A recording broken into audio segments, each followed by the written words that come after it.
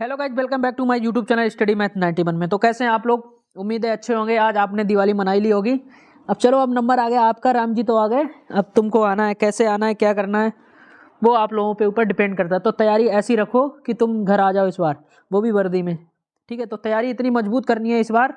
आना है तो वर्दी में आना है। तो स्टार्ट करते हैं। आज की क्लास होने वाली है भारत का संविधान संबंधी पूछे जाने वाले महत्वपूर्ण प्रश्न। ठीक है, इसमें 25 प्रश्न हो गए आपके संविधान के। तो आपको बताना है, जो भी आंसर आपको पता है तो वो कमेंट में जरूर लिखना है। ठीक है, और कल आपको प्रैक्टिस सेट मिल जाएगा टेलीग्राम चैनल पे। अगर टेलीग्राम चैनल आपको नहीं मिला है तो इस वीडियो में जो कमेंट सेशन में उसमें लिंक लगा देंगे हम टेलीग्राम, या फिर डिस्क्रिप्शन में हम लिंक लगा देंगे, आप वहां से टेलीग्राम ज्वाइन हो सकते हैं। ठीक, तो वहीं पे आपको प्रैक्टिस सेट मिल पाएगा, क्योंकि व्हाट्सएप ग्रुप ओवर हो चुका है तो वहां पे प्रैक्टिस सेट पहुंच नहीं रहा है। ठीक, चलिए स्टार्ट करते हैं आज की क्लास। पहला क्वेश्चन, संविधान सभा की प्रथम बैठक कब हुई थी? बताओ, जल्दी से बताओ। जिसको भी आंसर मालूम तुरंत कमेंट में पिन करे। संविधान सभा की प्रथम बैठक, जल्दी से बताओ। संविधान सभा की प्रथम बैठक कब हुई थी? जिसको भी इसका आंसर पता हो तो जल्दी से बताए। तो जिसका भी आंसर संविधान सभा की प्रथम बैठक, जिसका भी आंसर ये आ रहा है बिल्कुल सही है। संविधान सभा की प्रथम बैठक कब हुई थी? 9 दिसंबर 1946 में। ठीक, चलिए 9 दिसंबर 1946। चलिए नेक्स्ट क्वेश्चन, संविधान सभा के अस्थायी अध्यक्ष के रूप में किसे चुना गया? बताओ, संविधान सभा के अस्थायी रूप से सदस्य बताओ, जल्दी से बताओ।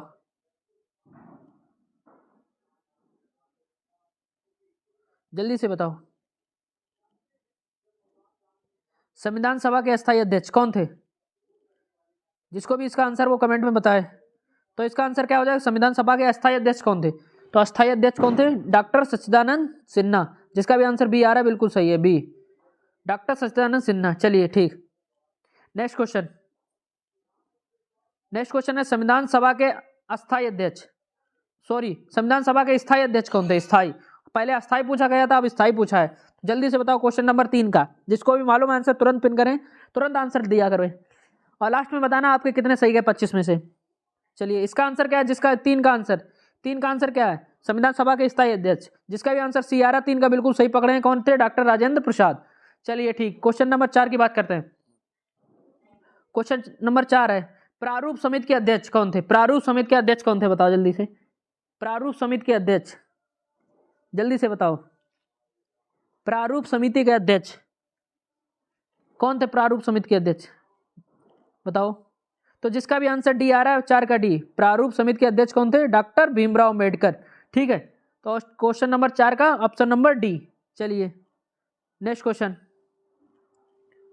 संविधान सभा की अंतिम रूप से संविधान को कब पारित कर दिया गया था? बताओ, संविधान सभा के अंतिम रूप में संविधान को कब पारित किया था? अंतिम रूप में बताओ। संविधान दिवस भी मनाते हैं भाई साहब। चलो जल्दी से बताओ। तो जिसका भी आंसर 5 का, जल्दी जल्दी से बताओ। 5 का डी, बिल्कुल सही भाई, बिल्कुल सही। जिसका भी आंसर डी आ रहा है बिल्कुल सही है। तो कब हुआ था अंतिम रूप से संविधान पारित? 26 नवंबर 1949 में। संविधान दिवस भी मनाते हैं 26 नवंबर को। ठीक, तो इसका आंसर डी, 5 का डी। चलिए नेक्स्ट क्वेश्चन, भारतीय संविधान किस दिन में पूर्णतः लागू हुआ था? बताओ, भारतीय संविधान किस दिन पूर्णतः लागू हो गया था? पूर्णतः लागू बताओ, किस दिन पूर्णतः लागू हो गया था? क्वेश्चन नंबर 6 का बताओ। 6 का जिसका भी आंसर पूर्णतः लागू बताना है। पूर्णतः लागू कब हो गया था? बताओ। 26, जल्दी बताओ। 26 जनवरी 1950। 6 का डी, जिसका भी आ रहा है बिल्कुल सही है, 6 नंबर का डी। चलिए next question, question number 7, Bharat कब गणतंत्र बना? बताओ, भारत कब गणतंत्र बना? भारत कब गणतंत्र बना ये बताना है आपको। गणतंत्र दिवस कब मनाते हैं, इतना इसे समझ जाएंगे आप लोग।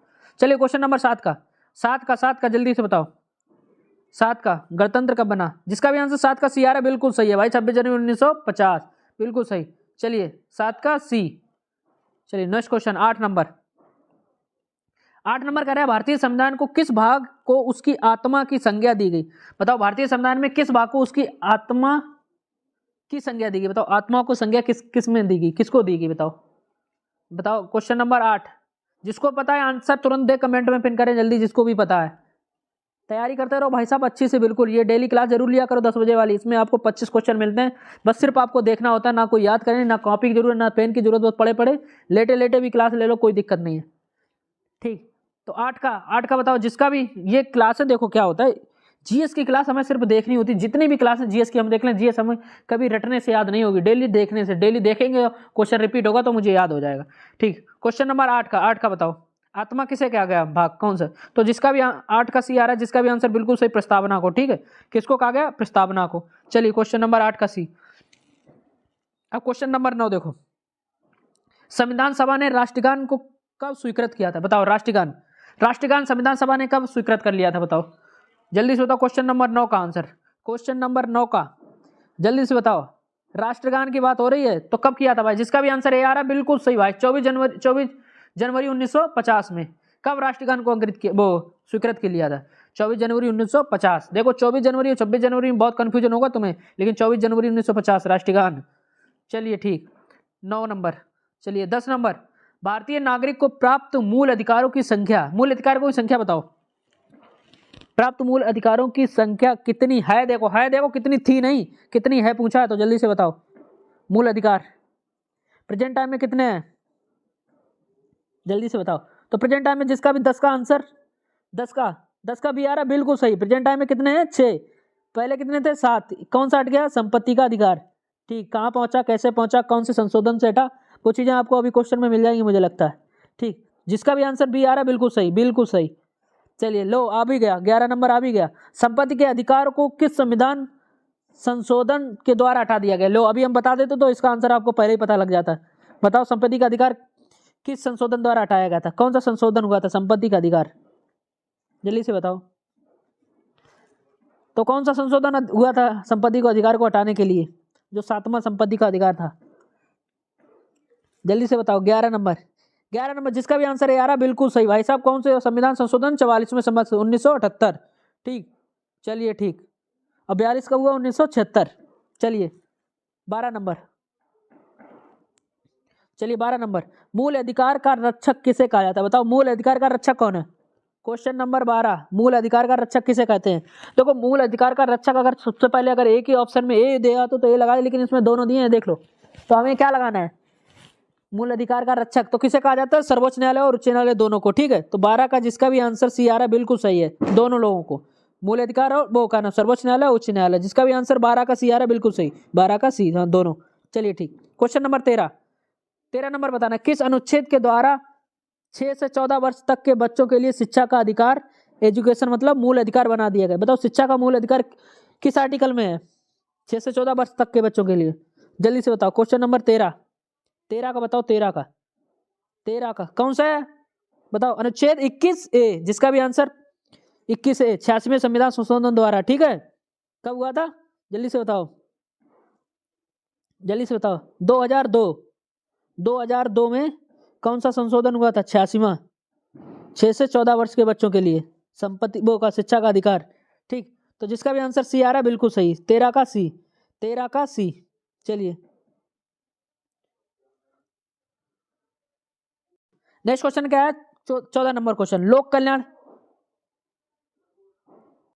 लोक कल्याणकारी राज्य की अवधारणा किसमें निहित है? लोक कल्याणकारी, देखो लोक कल्याणकारी राज्य की अवधारणा किसमें निहित है? लोक कल्याणकारी। ठीक, जिसमें देखो लोगों के बारे में जहां तक बताया गया उनके के लिए, तो उनमें क्या मतलब समान वेतन के लिए मतलब समान लोगों के लिए समान वेतन, जैसे लड़का लड़कियों को वेतन समान दिया, कोई ये अपोजिट नहीं कि उनको अगर ज्यादा दिया जाएगा कम। ये सब चीजें किस में दी गई हैं बताओ? तो किस में दी गई? जिसका भी आंसर देखो 14 का जल्दी से बताओ, जिसको भी पता है 14 का आंसर बताओ। तो वो कौन से? राज्य के नीति निर्देशक तत्व। ठीक, किसमें है? राज्य के नीति निर्देशक तत्व में, राज्य की अवधारणा। देखो, समान नागरिक संहिता आर्टिकल 44 है ना, तो वो भी काम है राज्य के नीति निर्देशक तत्व में ही आता है। ठीक, 40 से पंचायती राज। ठीक, चलिए 14 नंबर का बी, जिसका भी आंसर है। क्वेश्चन नंबर 15, संविधान का अनुच्छेद, लो आ भी गया, मैंने बता भी दिया तुम्हें। संविधान सभा का अनुच्छेद 40 राज्य का निर्देश दिया। अब ये बता दिया, ये तो बता दो भैया, जिसको भी पता है। 15 का तो मैंने आंसर पहले ही बता दिया, जल्दी से बता दो। 15 का जल्दी से बताओ। चलो, जिसका भी 15 का आंसर सी आ रहा है बिल्कुल सही, ग्राम पंचायत। ठीक है, आर्टिकल अनुच्छेद 40 में ग्राम पंचायतों का संगठन। चलिए क्वेश्चन नंबर 16, 16 नंबर कह रहा है संविधान में मूल कर्तव्यों को शामिल करने को प्रेरणा किस देश के संविधान से, बताओ मूल कर्तव्य किस देश से लिए गए हैं, टोटल ये बताना है आपको। मूल कर्तव्य किस वो संविधान संशोधन कब हुआ था, कब जोड़ा गया था, कौन कौन से जोड़ा गया था, ये हर चीज आपको पढ़नी है, ठीक। मूल कर्तव्य किससे लिए गए थे, तो किससे लिए गए थे भैया, और जोड़े कब गए थे, तो किससे लिए गए थे, रूस या सोवियत संघ, या सोवियत संघ भी ऑप्शन में आ जाता, ठीक। चलिए कब लिए गए थे, 42वें संविधान संशोधन द्वारा 1976 में। कौन सी समिति थी, अब ये बता देंगे, ये क्वेश्चन मुझे लग रहा आगे है, तो ये समिति नहीं बताऊंगा, आगे क्वेश्चन आ जाएगा, ठीक। चलिए लो, चलो संविधान में मूल कर्तव्यों की कुल संख्या कितनी है, देखो कितनी है मूल कर्तव्य, टोटल कितनी संख्या है संविधान में, कितनी है, कितनी थी नहीं कितनी है, चलिए जल्दी से बताओ कितनी थी नहीं, मूल कर्तव्य तो अलग से जोड़ेगा 1976 में भाई। चलिए जल्दी से बताओ, जल्दी से बताओ, 17 का कितनी है भाई साहब, 11 है, बिल्कुल सही पकड़े हो, 11 बी नंबर, ठीक, जिसका भी आंसर बी है बिल्कुल सही है, बी नंबर। चलो संविधान में मूल कर्तव्यों को किस समिति के अनुशंसा के आधार पर शामिल किया, वही समिति आगे जो मैं आपको बताने वाला था, किस समिति के अनुशंसा के आधार पर शामिल किया गया था, बताओ जल्दी से। सारे क्वेश्चन देखो सब वीआईपी क्वेश्चन है, देखो संविधान के इसी में से क्वेश्चन, इस क्लास में संविधान के जितने भी क्वेश्चन बनेंगे सब इसी क्लास से फंसेंगे, देख लेना। चलो क्वेश्चन नंबर 18 का बताओ, किस समिति के अनुशंसा के आधार पर शामिल किया गया था, बताओ। सरदार सरोवर सिंह समिति, जिसका भी आंसर सी आ रहा है, बिल्कुल सही है, 18 का सी, ठीक। चलिए नेक्स्ट क्वेश्चन, 18 का सी, सरदार सरोवर सिंह समिति। चलिए 19 नंबर बताओ, भारतीय संघ की शक्ति किसमें निहित है, भारतीय संघ की शक्ति, संघ भारतीय संघ की शक्ति देखो एक ही चीज में निहित है, संघ की शक्ति पूछा है, तो शक्ति भाई किसके पास है अभी प्रेजेंट टाइम में, तो शक्ति भाई साहब 19 का, जल्दी से बताओ, तो सी होगा, किसके पास है, राष्ट्रपति ऑप्शन में, तो राष्ट्रपति के पास सबसे ज्यादा शक्ति। अगर कोई चीज अगर ज्यादा पूछ दिया जाए कि सबसे ज्यादा किसके पास होती है भारतीय संघ में, तो हमेशा राष्ट्रपति लगाना है आपको। चलिए जिसका भी आंसर सी है बिल्कुल सही, राष्ट्रपति। अब लोग क्वेश्चन नंबर 20, राष्ट्रपति के निर्वाचन मंडल में शामिल, बताओ राष्ट्रपति का जब निर्वाचन होता है उसमें कौन कौन शामिल हो सकता है, देखो अब आपको बताना है, इसमें कुछ चीजें नहीं दी होंगी वो भी हम आपको बताएंगे। देखो संसद के दोनों सदनों के सदस्य तथा राज्यों की विधानसभा, देखो निर्वाचित सदस्य विधानसभा दिया, इसमें नहीं दिया। संसद के दोनों सदनों में निर्वाचित सदस्य में राज्य की विधानसभाओं व विधान परिषद, गलत। संसद के दोनों सदनों के निर्वाचित सदस्य, बिल्कुल सही। राज्यों के विधानसभाओं के निर्वाचित सदस्य, बिल्कुल सही। और दिल्ली और पुडुचेरी के निर्वाचित सदस्य, तो इसका कौन सा, जिसका भी आंसर 20 का सी आ रहा है, बिल्कुल सही है, आप लोगों को पता था ये, ठीक।